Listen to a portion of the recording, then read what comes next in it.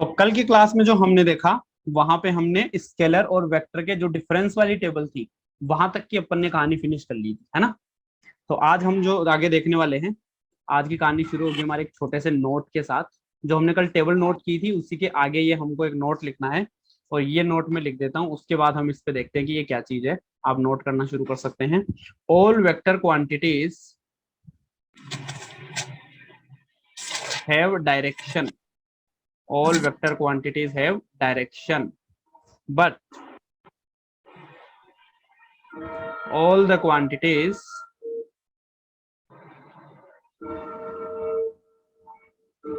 that have direction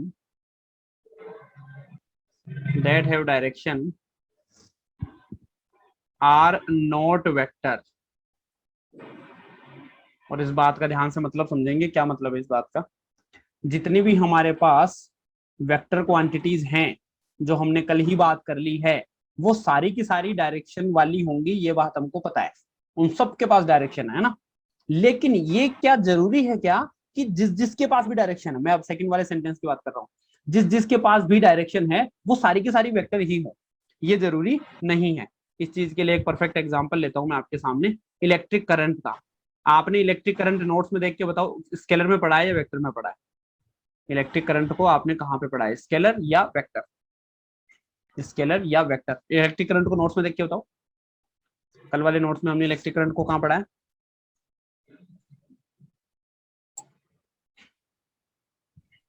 notes लिखे हैं आपने प्रिया? Yes sir. तो उस नोट्स की कॉपी में देखो, इलेक्ट्रिक करंट कहाँ पढ़ा है, स्केलर में या वेक्टर में? Sir scalar.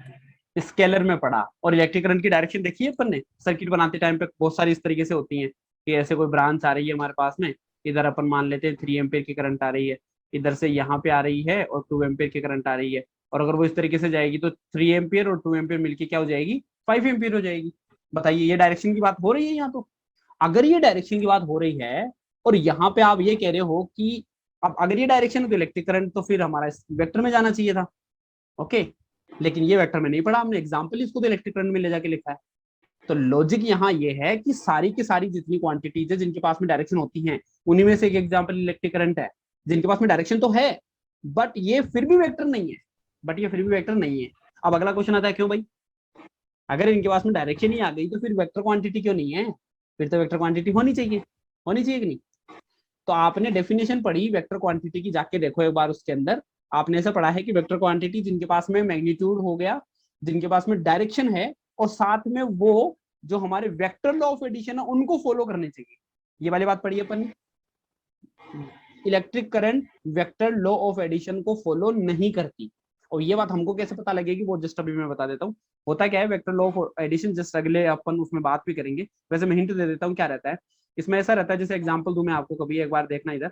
अगर आपके पास में सपोज ये 10 kg का कोई ब्लॉक रखा हुआ है, ओके।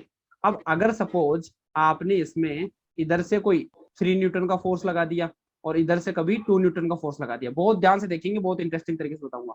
3 न्यूटन हो गया और ये हमारा 2 न्यूटन हो गया, तो आपको क्या लग रहा है ये वाला जो ब्लॉक है वो कितने न्यूटन के फोर्स से आगे जाएगा? 3 न्यूटन इधर से लगा दिया, 2 न्यूटन इधर से लगा दिया, और ये जो बीच का एंगल है ना, ये देखो एंगल तो बनता हुआ तो दिख ही रहा है। इसको मैं एंगल का नाम एक बार 60 डिग्री दे देता हूँ।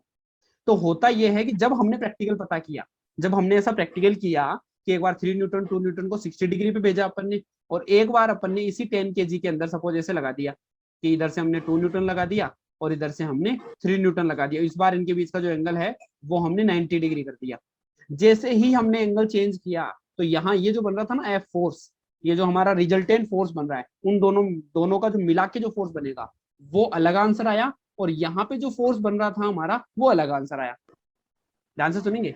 पहली बार हमारे पास में 3 न्यूटन और 2 न्यूटन का फोर्स है, दोनों 60 डिग्री पे लग रहे हैं। अब की बार जो फोर्स आया वो कुछ अलग आंसर था, प्रैक्टिकली जब हमने किया तब हमको ये एक्सपीरियंस हुआ। और 3 न्यूटन 2 न्यूटन को जब हमने 90 डिग्री पे लगाया तो अलग आंसर आ रहा था। जबकि इलेक्ट्रिसिटी में हमने इन दोनों के बीच में ये देख लो 60 डिग्री का एंगल बना रखा है, और इन्हीं दोनों वायर को जब हमने ऐसे 90 डिग्री कर दिया, 2 एम्पियर आ रही है इधर से 3 एम्पियर आ रही है, और इधर आपको अब भी 5 एम्पियर, इसे ये न्यूटन नहीं है, ये हमारा एम्पियर है, इधर से हमारा 3 एम्पियर, इधर हमको अभी भी 5 न्यूटन ही मिल रहा था 90 डिग्री होने के बावजूद भी। तो बताओ अलग बात हो गई ना।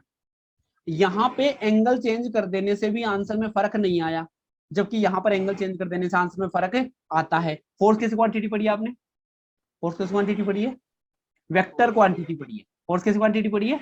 Vector quantity. तो ध्यान रहे, वेक्टर क्वांटिटीज अलग अलग एंगल पे रिजल्टेंट भी अलग अलग बनाता है। रिजल्टेंट मतलब इन दोनों का जो आंसर बनेगा, इन दोनों का जो रिजल्ट मिला के बनेगा। अभी रिजल्टेंट के बारे में और भी बात करेंगे अपन। तो इसका मतलब ये क्वांटिटीज हैं जो कि अलग अलग एंगल पे अलग अलग रिजल्ट देती हैं, जबकि इलेक्ट्रिक करंट के डायरेक्शन, इलेक्ट्रिक करंट के केस में ऐसा नहीं था। इसका मतलब ये वेक्टर लॉ को फॉलो नहीं करती, जबकि ये हमारा फोर्स जो है वो वेक्टर लॉ को फॉलो करता है, क्योंकि ये तो अलग एंगल पे अलग आंसर देता है। और वेक्टर लॉ में हम ये बात पढ़ेंगे कि वहां पे अलग एंगल पे अलग आंसर आना चाहिए।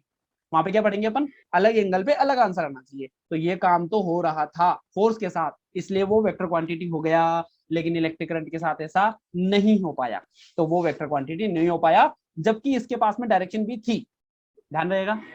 तो इसका मतलब हमारे पास यहाँ जो लैंग्वेज लिखी है, all the quantities, all the quantities that have direction are not vector। Electric current उसमें से एक एग्जांपल है। इसके पास में डायरेक्शन होने के बावजूद भी किसी तरीके की कोई इलेक्ट्रिक, कोई भी इसी तरीके की कोई ये डायरेक्शन, सॉरी, ये हमारा वेक्टर क्वांटिटी नहीं बन पाया। ध्यान रहेगी ये वाली बात, ठीक है। ये आप नोट कर लीजिए, एग्जाम्पल वाला, फोर्स वाला एग्जाम्पल रहने दो, ये तो अपन आगे बात कर लेंगे। इलेक्ट्रिक करंट वाला एग्जाम्पल लिख दो, और इसके बाद एक लाइन हम लिख देते हैं वापस से यहाँ नोट करके।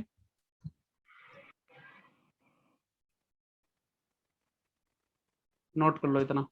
वेक्टर, वेक्टर की जो कंडीशन है हमारी, कोई भी चीज वेक्टर कब बनेगा, कोई भी क्वांटिटी वेक्टर कब बनेगी, जो हमारे वेक्टर लॉ को फॉलो करे, which obeys vector laws of addition.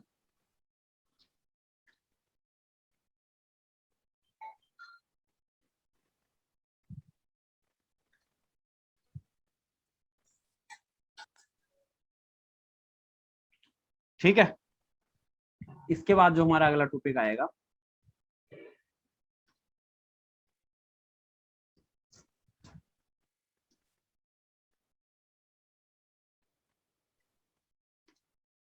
वो है हमारा रिप्रेजेंटेशन ऑफ वेक्टर। कितना नोट कर लिया आपने?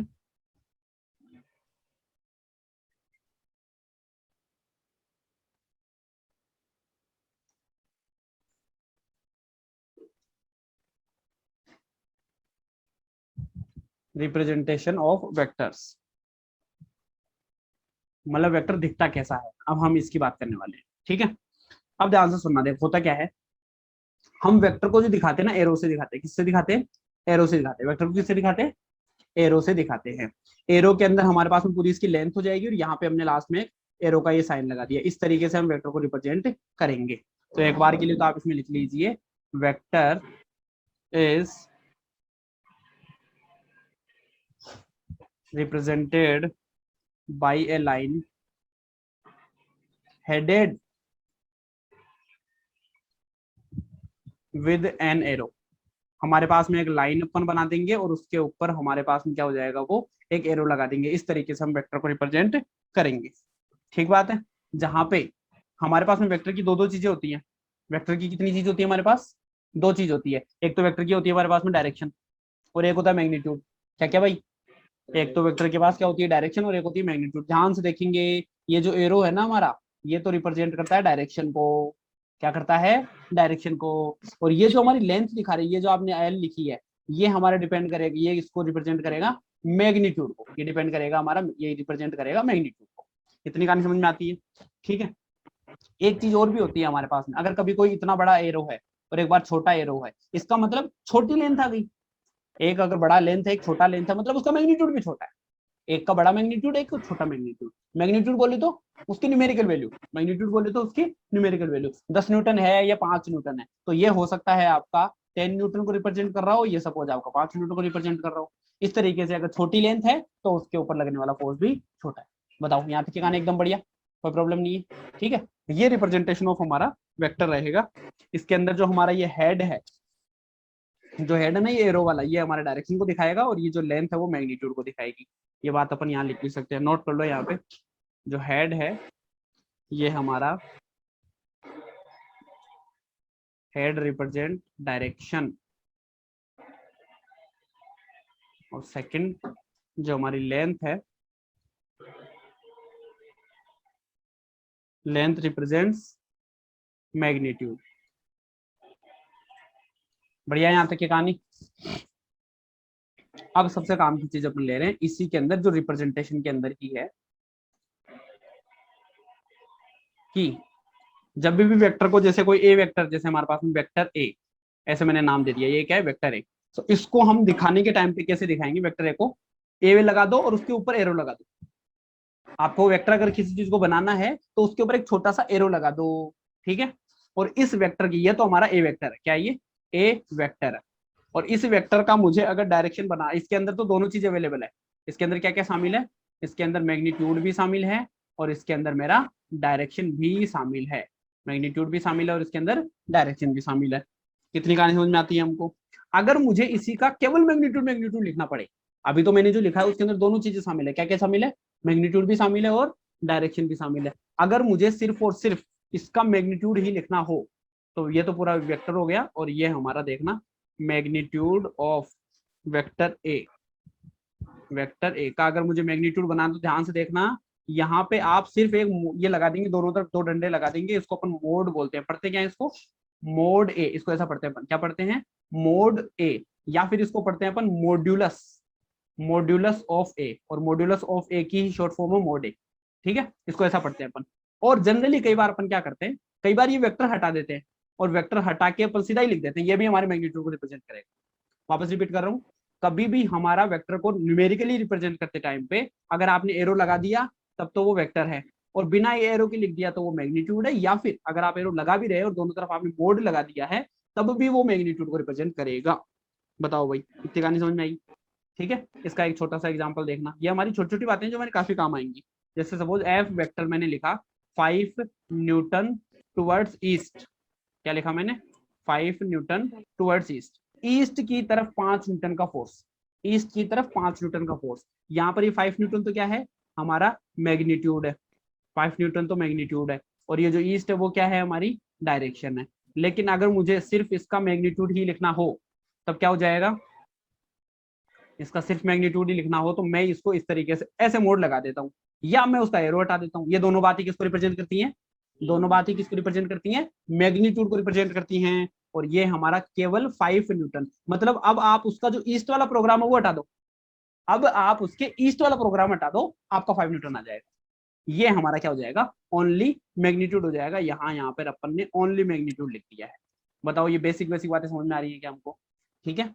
वापस रिपीट कर रहा हूँ, रिप्रेजेंटेशन ऑफ टॉपिक में अपन ने क्या बात करी, रिप्रेजेंटेशन ऑफ वेक्टर में हमने बात करी, vector is represented by A line headed with an arrow. यहाँ पे हमारा जो लेंथ है वो हमारा मैग्नीट्यूड को दिखा रहा है, और ये जो एरो बना हुआ वो हमारा डायरेक्शन को दिखा रहा है। और ये जो लेंथ ज्यादा हुई तो ज्यादा बड़ा वैल्यू मैग्नीट्यूड का हो जाएगा, छोटा वैल्यू हुआ तो उसके लिए छोटा एरो बनाएगा।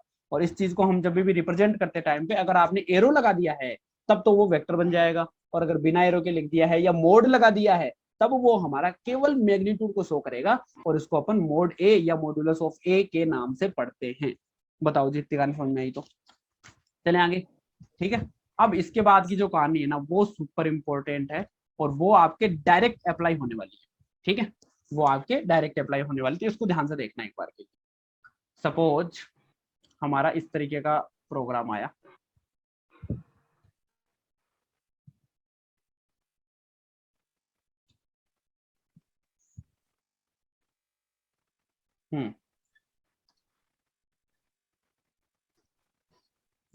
इस तरीके से कोई मैंने एक वेक्टर बना रखा है, ठीक है।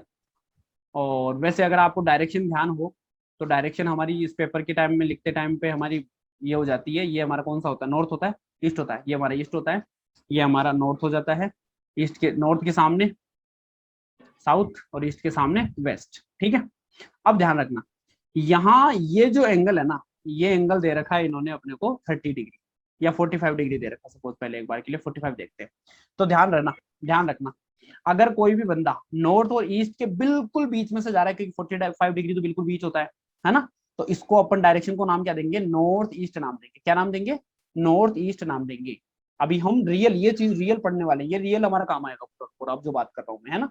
अगर कभी भी इस तरीके से कोऑर्डिनेट सिस्टम में आपको अगर कोई वेक्टर इस तरीके से ओरिजिन से पास हो रहा है ओरिजिन से पास हो रहा है और वो बिल्कुल 45 डिग्री का बना के जा रहा है, तो हम इसको डायरेक्शन का नाम क्या दे देंगे, नॉर्थ ईस्ट एंगल दे देंगे। नॉर्थ ईस्ट हमारा डायरेक्शन का नाम हो जाएगा क्योंकि वो बीच में से जा रहा है। अच्छा, इसको मैं ईस्ट नॉर्थ भी बोल सकता हूँ क्या, क्योंकि है तो ईस्ट और नॉर्थ के बीच में भी, तो नॉर्थ ईस्ट बोलो या ईस्ट नॉर्थ बोलो, ये दोनों ही सही है, लेकिन ज्यादा स्टैंडर्ड कौन सा है, नॉर्थ ईस्ट वाला ज्यादा सही है। हम पहले ये जो वर्टिकल लाइन है ना हमारी वाई एक्सिस वाली, इसका नाम पहले आए ऐसा हमने कन्वेंशन बना रखा है कि इसको ठीक है अपन बोल देंगे। गलत दोनों ही नहीं है, ज्यादातर आपको बुक्स में कौन सा देखने को मिलेगा, वर्टिकल लाइन पे जो नाम लिखा हुआ है वो पहले मिलेगा आपको। तो यहाँ नॉर्थ है तो नॉर्थ ईस्ट हो जाएगा। बताओ एग्री और नॉट, यहाँ तक कोई दिक्कत नहीं है।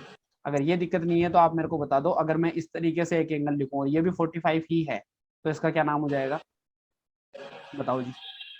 इस तरीके से अगर कोई आया तो उसका क्या लिखूंगा मैं, क्या लिखूंगा भैया, प्रिया बताओ।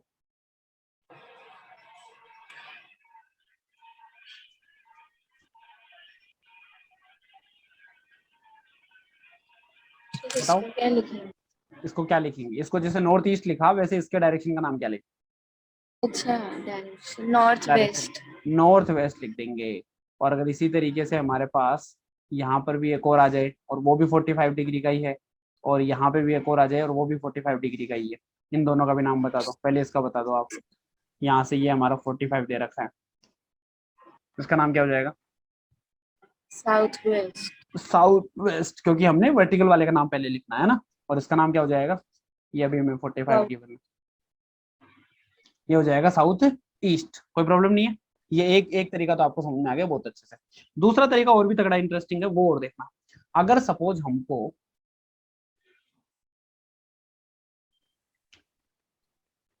इस तरीके से अगर दे दिया है, ये लो जी भाई, ये हमारा 30 डिग्री का एंगल है, ठीक है, यहां से हमने बनाया है 30 डिग्री का एंगल। और इसको क्या लिखेंगे ध्यान से देखना, क्योंकि आप ये जो एग्जैक्ट 45 होता है ना, उसी का नाम बताते हो, ये नॉर्थ ईस्ट नॉर्थ वेस्ट। ऐसा नहीं कि नॉर्थ और ईस्ट के बीच में सारे जितने हैं उन सबको हम वो बोल देंगे, नहीं, केवल 45 वाले का नाम नॉर्थ ईस्ट है। क्या, केवल 45 वाले का नाम ही नॉर्थ ईस्ट है, इसका नाम अलग हो जाएगा। इसका नाम ध्यान से सुनना, इसका नाम होता है हमारे पास में 30 degree north of east, 30 degree north of east. इस बात को ढंग से देखना, जब भी ऐसा लिखा हुआ हो ना, बहुत इंटरेस्टिंग तरीके से देखना। तो आपको करना क्या है, 30 डिग्री तो लिखना है पहले, उसके बाद में आपको वो लिखना है जो जिसके साथ एंगल बना हुआ है ना, वो लास्ट में आएगा। वापस रिपीट कर रहा हूँ, 30 डिग्री, यहाँ पे देखो ये 30 डिग्री किसके साथ बना हुआ है, ईस्ट के साथ या नॉर्थ के साथ, ईस्ट के साथ बना हुआ है, तो पहले ये नहीं आएगा, पहले वो बाद में आएगा। तो पहले नॉर्थ आ जाएगा, of east, 30 degree north of east. बताओ बना दोगे, कोई दिक्कत नहीं है, सही है। अगर सपोज मैं यहीं पे ऐसा एंगल बना दूं, ये लो जी, और मैंने इस बार इसमें ले लिया 30 डिग्री, अब इसका क्या जवाब होगा, इसका क्या जवाब होगा, 30 डिग्री, और पहले वो लिखना है नाम जिसके साथ एंगल नहीं है, पहले वो लिखना है नाम जिस पे एंगल नहीं है। तो ये नॉर्थ और ईस्ट के बीच में तो आ रहा है, लेकिन नॉर्थ के साथ तो एंगल है, तो एंगल किसके साथ नहीं है, ईस्ट के साथ नहीं है। ईस्ट पहले लिख दीजिए, ईस्ट, और साथ में लगा दीजिए ऑफ नॉर्थ। बताओ भाई, कहानी समझ में आई क्या, सही है, बढ़िया चीज है, कोई दिक्कत नहीं है। चलो एक एग्जांपल देना, ये लो जी, लो मैंने यहाँ पे बना दिया 37 डिग्री। बताओ भाई इसका, इस डायरेक्शन का क्या नाम हो जाएगा, 37 डिग्री बनाया मैं, 37 डिग्री वेस्ट ऑफ नॉर्थ। ध्यान रखना, आराम समझ में आ रहा है, कोई दिक्कत नहीं। ओके, अब अगर मैं इस तरीके से आपसे पूछूं, ये लो कभी ऐसे मैंने बना दिया, चलो अगले पेज पे बनवा लेते हैं आपसे। प्रिया, अगर मैं आपसे कहूं इस पे आप मुझे बना के बताइए 60 डिग्री वेस्ट ऑफ, इसमें बना दो आप, ये लो बना के बताइए 60 degree west of north. Sir board पे देख। बना के बताइए आप, इसके अंदर आप इस स्क्रीन पे लिख सकते हो आप, है ना। एंगल भी बता दो किधर है, 60 डिग्री वेस्ट। अच्छा ओके, गलत है क्या सही है, हाँ मेरा सही है। 60 डिग्री बना दिया पहले आपने, किसके साथ बनाना है एंगल, नॉर्थ के साथ बनाना है। और ये नॉर्थ और वेस्ट वाले प्रोग्राम में जाना, तो ये नॉर्थ होती थी ये वेस्ट होती थी, इन दोनों के बीच में चले गए और बनाना नॉर्थ के साथ है। बिल्कुल करेक्ट है, ये आपको समझ में आ गया।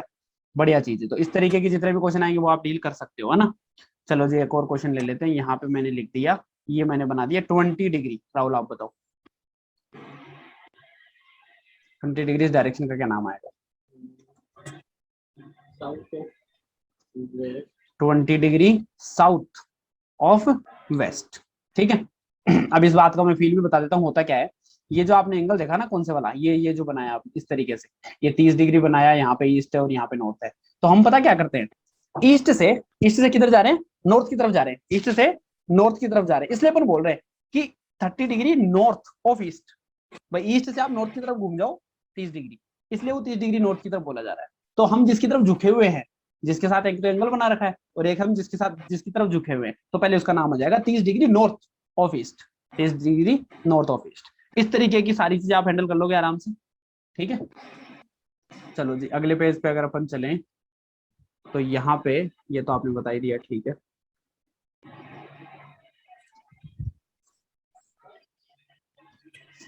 अब एक हमारे पास में यहाँ पे क्वेश्चन डाल देते हैं अपन नोट्स के अंदर। वो आपने नोट तो नहीं किया होगा शायद, है ना।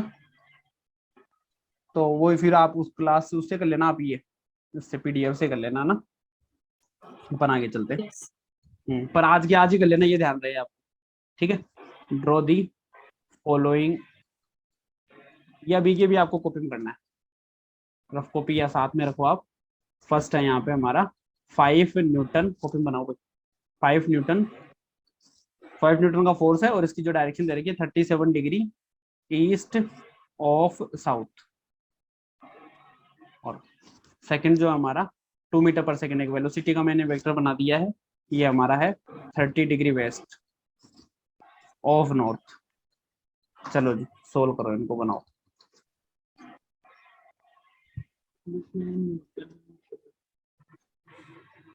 ये न्यूटन है हमारा पास। ये कभी भी ऐसा आ जाए ना, ये नाम इनके आगे लगा देना आप, जैसे यहाँ पे मैंने इसमें लिख देना यहाँ पे 5 न्यूटन, है ना, या ये हमारा 2 मीटर पर सेकंड, ऐसे मैग्नीट्यूड के ऊपर लिख देना उसकी language.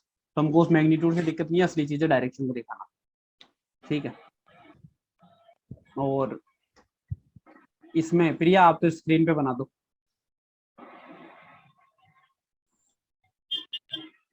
East west north south, east west, sorry ये वेस्ट हो गया हमारा, ये नॉर्थ और ये साउथ।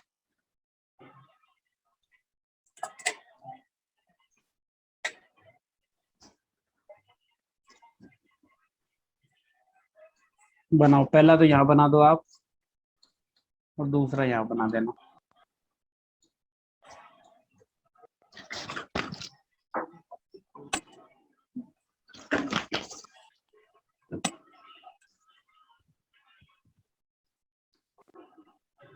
गलत हो गया तो सर वो अलग नाम से। ये हमने आपने बनाया, क्या बनाया है पहला वाला 5 न्यूटन, और एंगल बताओ एंगल की तरह।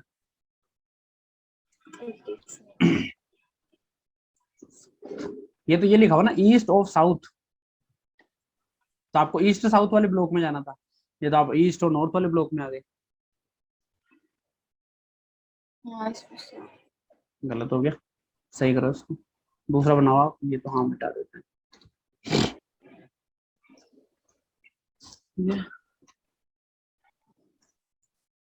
साउथ से एंगल बनाना ये सही है, और इसमें नॉर्थ से एंगल बनाना है 30 डिग्री। हाँ सही है, 30 degree west of north, north पे जाके वेस्ट की तरफ, एकदम परफेक्ट। हाँ ठीक है।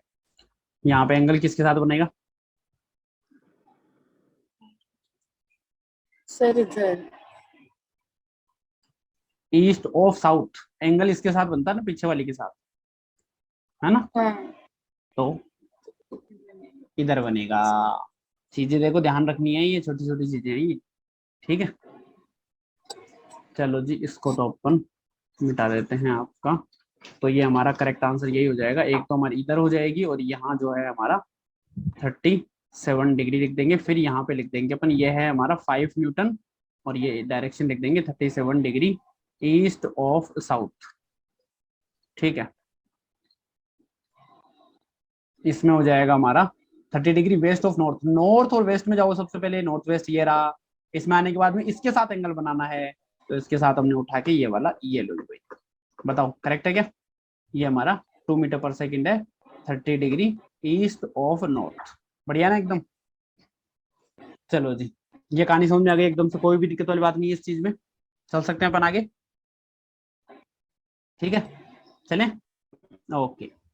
यस। अगर हमारे पास में जो आता है टॉपिक, वो है कुछ इंपॉर्टेंट बातें हैं जो हमको वेक्टर से रिलेटेड ध्यान रखनी है, या आप लिखेंगे इसमें important points related to vector. Vector से रिलेटेड हमारे पास में क्या क्या इंपॉर्टेंट बातें हैं वो ध्यान में रखनी है। ठीक है, तो सबसे पहली जो इंपॉर्टेंट पॉइंट है यहाँ पे, कि अगर हमारे पास कभी भी वेक्टर को अपन ने 2 पाई डिग्री पूरा घुमा दिया है, कैसे घुमा दिया, जैसे ये मेरे पास में ये है, ठीक है। अब इसको अगर मैं पकड़ के घुमा दूं, जैसे थोड़ा यहाँ तक ले गया मैं इसको, ठीक है, थोड़ा सा घुमा दिया ना, थीटा एंगल से मैंने इसको घुमा दिया, तो अभी तक तो ये चेंज हो गया, क्योंकि वेक्टर में तो आप डायरेक्शन भी चेंज कर देते हो तो मामला गड़बड़ हो जाता है। लेकिन अगर मैंने इसको यहाँ तक घुमा के, यहाँ घुमा के पूरा यहाँ वापस लेके आ गया मैं, बिल्कुल यहाँ बिल्कुल ओवरलेप ही कर दिया लाके इनकी, बिल्कुल जैसे आप पेन को देखो एक बार, अगर ये बिल्कुल ऐसे वर्टिकल है और उसको मैं घुमाते घुमाते घुमाते घुमाते घुमाते घुमाते वापस से यहीं लेके आ जाऊं, तब इस वेक्टर के अंदर कोई भी चेंजेस नहीं आएंगे। तो याद ये रखना है कि अगर आपने थोड़ा बहुत एंगल घुमाया तो एंगल चेंज हो जाएगा वेक्टर, लेकिन अगर आपने उसको पूरा 2 पाई एंगल घुमा दिया है तो वेक्टर में फर्क नहीं पड़ता। क्यों? क्योंकि घुमा देने से एक तो मैग्नीट्यूड में तो वैसे ही फर्क नहीं पड़ता था, जब आप घुमाते हो तो मैग्नीट्यूड में तो वैसे फर्क नहीं पड़ता, केवल डायरेक्शन में पड़ता है, और डायरेक्शन भी आपने पहले जैसी थी वैसी लाके वापस से खड़ी कर दी, पूरा 2 पाई एंगल आपने घुमा दिया है, तो वेक्टर में कोई फर्क नहीं पड़ेगा। ध्यान में रहेगी ये वाली बात। तो एक तो हमारा ये पॉइंट है, ये आप लिख सकते हैं, ऑन रोटेटिंग 2 पाई वेक्टर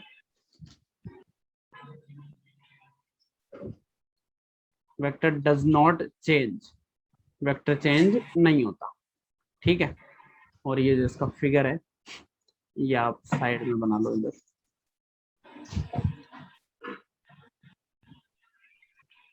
कि अगर हमारे पास में ये इस तरीके से वेक्टर है और उसको पकड़ के अपन वापस से ऐसे पूरा लेके आ गए ना, 2 पाई एंगल से घुमा दिया, तो कोई भी फर्क इस पे नहीं पड़ेगा।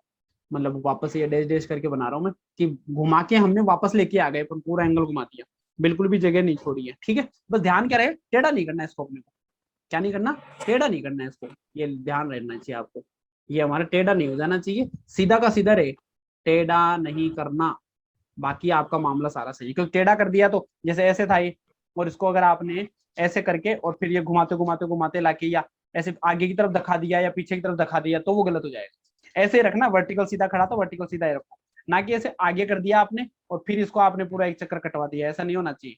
ये ऐसे सीधा था तो ये सीधा ही रहना चाहिए, ऐसे आगे झुका हुआ नहीं हो या पीछे झुका हुआ नहीं हो, किसी भी तरीके से टेढ़ा नहीं करना, जैसा घुमा के आप वैसा का वैसा बनाते हो तो कोई फर्क नहीं पड़ता।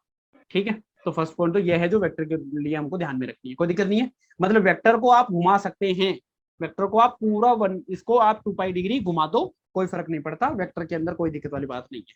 ठीक है, दूसरी बात, a vector can be shifted parallelly, आप उसको पैरेलल शिफ्ट कर सकते हो, उसको आप पैरेलल शिफ्ट कर सकते हो। कैसे कर सकते हो? अगर सपोज इस तरीके से आपके सामने वो हो हमारे, कि ये हमारा कोई भी किसी तरीके का ये वेक्टर है, ठीक है, और ये लो ऐसा एग्जांपल ले लेते हैं, और ये मैंने हॉरिजॉन्टल के साथ सपोज 30 डिग्री दे रखा है, ठीक, और ये कहीं ऐसे ओरिजिन में ऐसे साइड में कहीं 4th क्वाड्रेंट में बैठा हुआ है। ठीक है प्रिया, समझ में आ रही थी बात? Yes sir. ओके, अब भी बताओ, ये थोड़ा अच्छा नहीं लग रहा ना, अगर मैं इसी को एज इट इज उठा के यहाँ पे लाके रख दूं, एज इट इज उठा के यहाँ लाके रख दूं, एज इट इज उठा के लाया हूं मैं ना, जितना टेढ़ा था ना वो हॉरिजॉन्टल के साथ में वो 30 डिग्री बना रहा था, अभी भी हॉरिजॉन्टल के साथ 30 डिग्री बना रहा है, ना कि मैंने उसको थोड़ा कम कर दिया या ज्यादा कर दिया। कैसे? ये समझ लो, इस तरीके से ये पेन आपको दिख रहा है, तो अगर ये ऐसा है ना, तो मैं इसको थोड़ा ऐसे कैसे ऐसे कैसे ऐसे थोड़ा ऊपर लेके चला गया। ठीक है, इस तरीके से अगर मैं इसको ऊपर नीचे शिफ्ट करता हूँ, पैरेलली शिफ्ट हो जाना चाहिए। आप तो ये समझ लो, ये वाली लाइन जो है ना, पहले वाली लाइन और बाद वाली लाइन पैरेलल होनी चाहिए, पहले वाली लाइन और बाद वाली लाइन पैरेलल होनी चाहिए। अगर आप ऐसा पैरेलल कर देते हैं तो कोई प्रॉब्लम नहीं है, तो कोई प्रॉब्लम नहीं है, ऐसा कर सकते हैं, पैरेलल शिफ्टिंग बोलते हैं इस चीज को।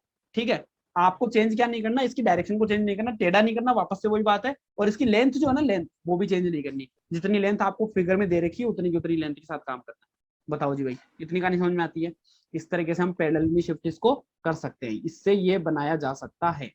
ओके, ये हमारा पैरेलल शिफ्टिंग हो गई है। अच्छा, इसका नाम क्या है?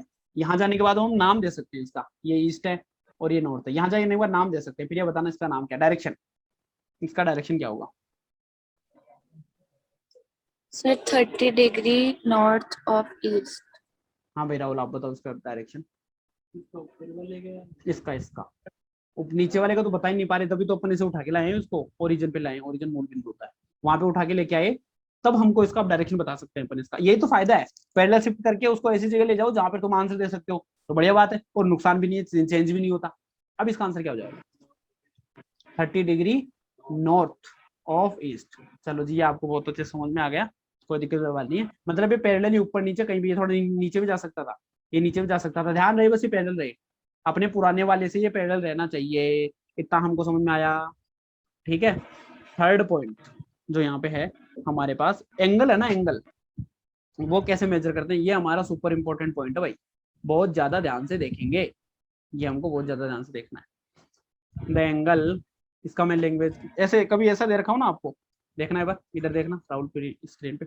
अगर हमको ये ए वेक्टर दे रखा है और ये हमको बी वेक्टर दे रखा है, ए वेक्टर और बी वेक्टर के बीच में अगर ये आपको 120 एंगल दे रखा है, तो आप ये बोल दोगे कि दोनों वेक्टर के बीच में 120 डिग्री का एंगल है। आई रिपीट, अगर सपोज आपको दो वेक्टर दे रखे हैं और इसको हेड बोलते हैं ना, ये ऊपर वाला जो इसको हेड बोलते हैं, और जो पीछे वाला कॉर्नर इसको अपन टेल से बोलते हैं, क्या बोलते हैं? टेल। तो हेड और टेल, टेल से टेल अगर वो मिला हुआ है ना, क्या क्या क्या वेक्टर, अगर आपका पहले वाले का टेल और दूसरे वाले का टेल मिला हुआ है, तो उनके बीच का जो एंगल होगा वही वेक्टर के बीच का एंगल हो जाएगा। सही बात है। जैसे कि अगर ये ऐसा होता, ये ऐसे होता, और ये हमारा ऐसे होता, अब बताओ ये हेड से वो टेल से टेल मिले हुए हैं क्या दोनों? एक का तो हेड है, एक का तो हेड है, दूसरे का टेल है। अगर अभी सपोज ये आपको 120 दे दे, तो अभी आप ए और बी के बीच में एंगल 120 बता सकते हो क्या? आपसे पूछा जाता है इन दोनों वेक्टर के बीच का एंगल बताओ, ऐसा फिगर दे देंगे और आपसे पूछेंगे कि इन दोनों के बीच का वेक्टर का एंगल बताओ, और आपने अगर 120 बता दिया तो वो आपका गलत हो जाएगा। तो सही क्या करें? सही के अंदर आप क्या करो, इसको आगे शिफ्ट कर लो, इसको ऐसे कैसे आगे शिफ्ट कर लो, बताओ भाई। उसको आगे शिफ्ट कर सकते हो, उसे उठा के बिना छेड़ा छाड़ी के। ये अब क्या ये टेल से टेल मिल गई क्या? अब ये टेल से टेल मिल गई क्या? अब बताओ, टेल से टेल मिल गई क्या?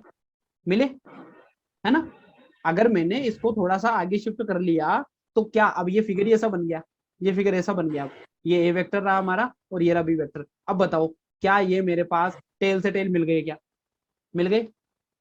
हाँ फिर ये बताना, मिले क्या?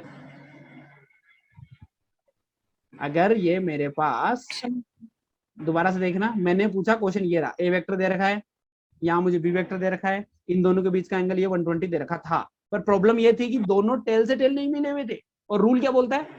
रूल क्या बोलता है? टेल से टेल मिले हुए हों तब उनके बीच का एंगल नापा जाना चाहिए। अभी ये जो आप नाप रहे हैं 120, ये सही है कि गलत है? सही है कि गलत है? सर सही है। 120 डिग्री सही है? नहीं जी, बिल्कुल सही नहीं है। ये दोनों अभी टेल से टेल मिले हुए हैं क्या? अरे वो नहीं देखी क्या मूवी ताल से ताल मिला?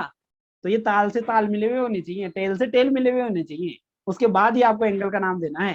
ध्यान से देखना, वापस से रिपीट कर रहा हूँ कहानी को। ये भाई साहब हमारे, ये हमारा हेड है, ये हमारा टेल है, ठीक है, और ये हमारा एंगल आया, दूसरा वाला ये बी वेक्टर है, इसका ये तो ऊपर वाला हेड है, नीचे वाला टेल है। तो अब ये ताल से ताल मिली हुई है इनकी, तो इनकी टेल से टेल मिली हुई है, तो अब इनके बीच में जो एंगल होगा, ये एंगल पकड़ लो, आपका आंसर करेक्ट है, इन दोनों के बीच का एंगल हो गया 120 डिग्री। इस क्वेश्चन में अगर आपसे कोई पूछे, बहुत ज्यादा काम की चीज पढ़ रहे हैं, इस पे तो डायरेक्ट क्वेश्चन आएंगे। इतनी देर तो इंट्रोडक्शन वाली बातें चल रही थी, एक तो हमने अभी तक काम की चीज क्या क्या पढ़ी है वो बता देता हूँ। देखो, सबसे पहले तो हमने आज ये बातें करी, तो ये जो छोटी छोटी बातें थी ना, इलेक्ट्रिक करंट होता है, तो ये तो इतना ही ध्यान रखने की बात है कि डायरेक्शन होने के बावजूद भी इसमें वेक्टर क्वांटिटी नहीं बन पाई है। क्यों नहीं बन पाई? क्योंकि ये वेक्टर लॉ को फॉलो नहीं करती थी, जबकि वेक्टर जो कंडीशन ही यही है, वेक्टर अगर कोई बनता है तो क्यों बनता है? क्योंकि वो वेक्टर लॉ को फॉलो करता है, और डायरेक्शन है उसके पास, मैग्नीट्यूड है, ये बात तो सही है ही है, लेकिन साथ में एक और मस्ट कंडीशन क्या है, जरूरी कंडीशन क्या है, कि वो वेक्टर लॉ को फॉलो करना चाहिए। इलेक्ट्रिक करंट ऐसा कर नहीं रही थी। फिर हमने रिप्रेजेंटेशन पढ़ा, रिप्रेजेंटेशन में हमने देखा कि एक ऐसा एरो लगा देते हैं और उसके ऊपर लेंथ, ऐसे लेंथ बना के एरो लगा देते हैं, ये हमारा रिप्रेजेंटेशन हो जाता है। इसके बाद में हमने ये काम की चीज पढ़ी, ये तो डायरेक्ट काम आएगा फिर हमारा। कि वेक्टर आएगा तो एरो लगा दो, और आपको मैग्नीट्यूड चाहिए तो एरो हटा दो, या फिर मोड लगा दो, इन दोनों में से कोई भी काम कर लो। ये हमारा मैग्नीट्यूड का काम का था, ठीक है। एक तो ये चीज हमारी काम की थी।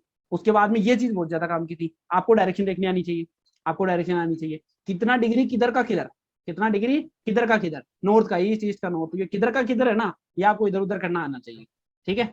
ज्यादा वैसे जिंदगी में तो अपने को साफ सफाई से रहना है, सुंदर बन के रहना है, पर यहाँ इधर उधर करना चाहिए, जिंदगी में इधर उधर नहीं करे, यहाँ इधर उधर करने हैं आपको, ठीक है। तो ये इधर का उधर आपको आना चाहिए। उसके बाद हमने ये देख लिया इसका एग्जाम्पल, और अभी हम जो बात कर रहे हैं ये इंपॉर्टेंट पॉइंट बात कर रहे हैं, उसमें पहली बात करी कि 2 पाई डिग्री बना लो, कोई फर्क नहीं पड़ता, उसके अलावा पैरेलल शिफ्ट कर दो, कोई फर्क नहीं पड़ता। तीसरी बात पढ़ रहे हैं अपन, और मैंने इसके अंदर लगाया 2 star.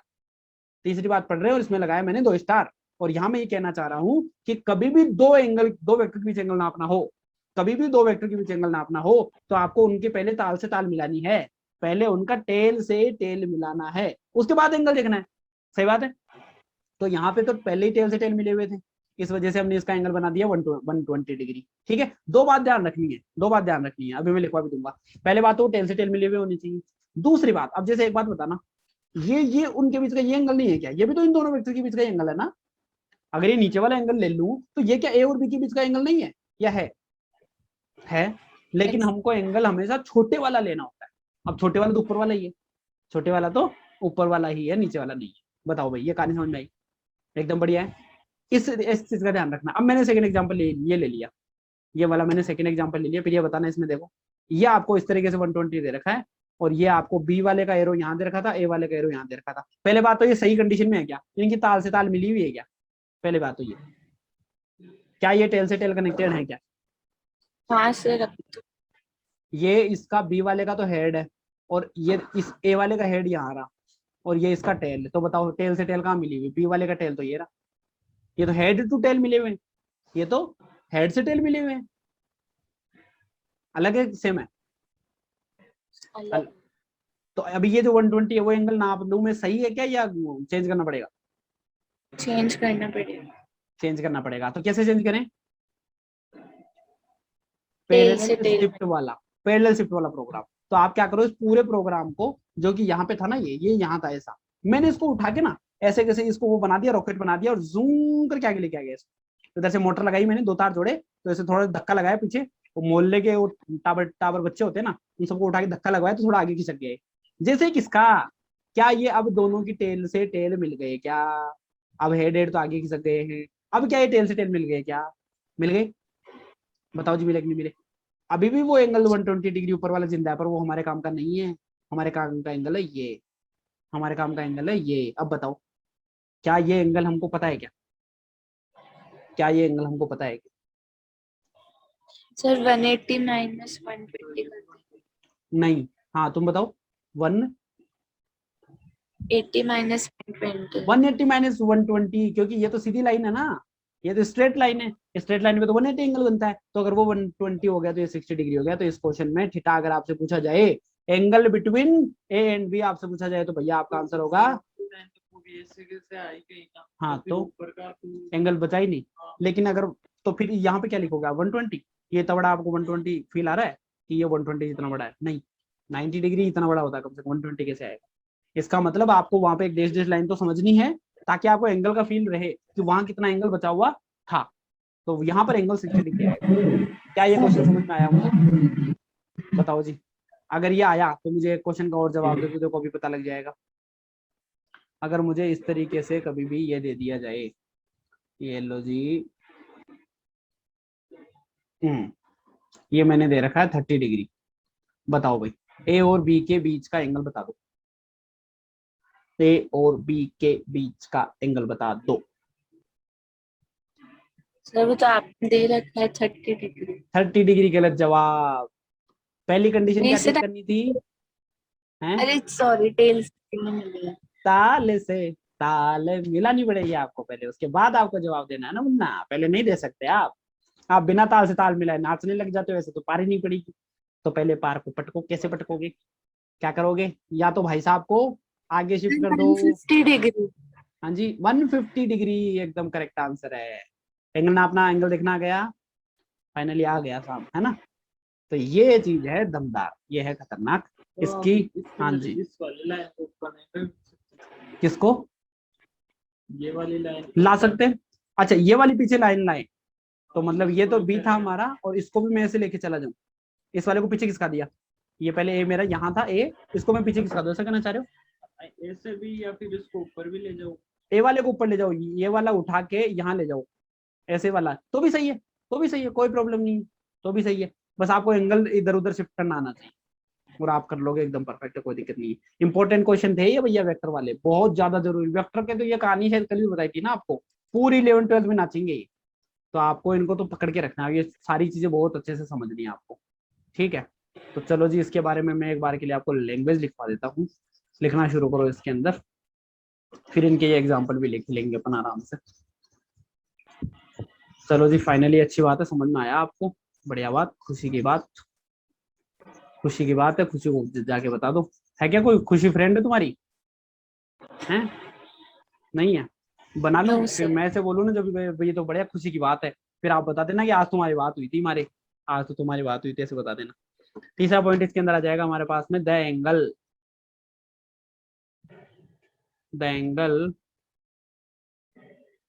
Between two vectors, the angle between two vectors is the smaller of the two angles, smaller of the two angles,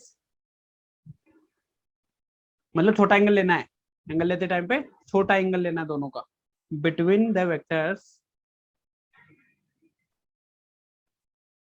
between the vectors when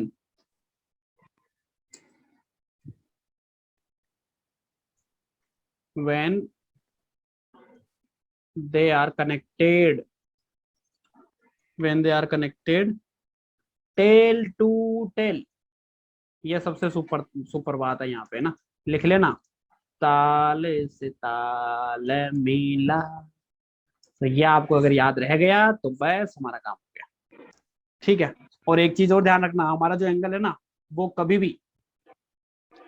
भी हमारा 180 और उससे ज्यादा बड़ा नहीं हो सकता, चलो वो तो अगले पॉइंट पे आपको लिखवा देंगे, 180 और 0 से लेके 180 के बाद बीच नहीं होना, क्योंकि हम उससे छोटा ले लेंगे हमेशा एक, पहले एक बार के लिए इसका एग्जांपल लिख लो, फिर अगले पॉइंट फोर्थ पॉइंट पे चल लेंगे।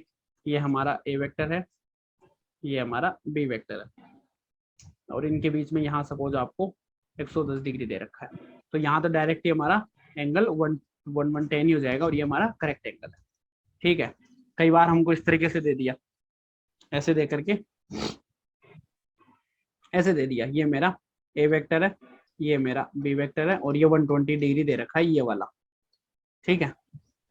तो आप लिख देंगे कि ये हमारे काम का नहीं है, तो क्या करना पड़ेगा इसके अंदर सॉल्यूशन के टाइम पे, इसको हम यहाँ वाले को तो ऐसे कैसे ही छोड़ दो आप, यहाँ इसमें आप रियल में इसको यहाँ उठा के लेके आ गए नीचे, तो ये तो आपको 120 रह गया था, ये आपका 60 डिग्री, और ये आपका ए वेक्टर, ये आपका बी वेक्टर, सो एंगल ये जो है ना theta, angle between A and B, ये हमारा आंसर आएगा 60 डिग्री आएगा इस बार आंसर, ये ध्यान में हमको रखना है,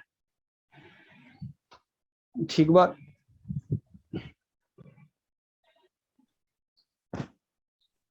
चलो जी, अब मैं दे देता हूँ आपको एक होमवर्क का क्वेश्चन, फिर आज की क्लास तो यहीं पे फिनिश करेंगे, और फिर आपको आज की डीपीपी करने लायक हो जाओगे आप, वो आज की डीपीपी है ना जो कल वाली डीपीपी है, वो आज आप कर लोगे, शायद वो अभी तक तो 2-3 चीजें और रह रही हैं, चलो देख लेंगे उसको, जितना भी होगा उतना कर लेना। ये आपने नोट कर लिया क्या, बताओ, कर लिया? Yes. चलो अगले पेज पे चलते हैं, तो एक HW का क्वेश्चन है, डीपीपी का क्वेश्चन तो हो ही जाएगा तुम्हारे पास में, लिख लो क्वेश्चन आप, फाइंड एंगल बिटवीन, फर्स्ट है हमारा A and B, vector A और बी के बीच बताना है, सेकेंड अभी मैं फिगर बना के दूंगा उसके अंदर से बताना आपको, ए एंड सी वेक्टर,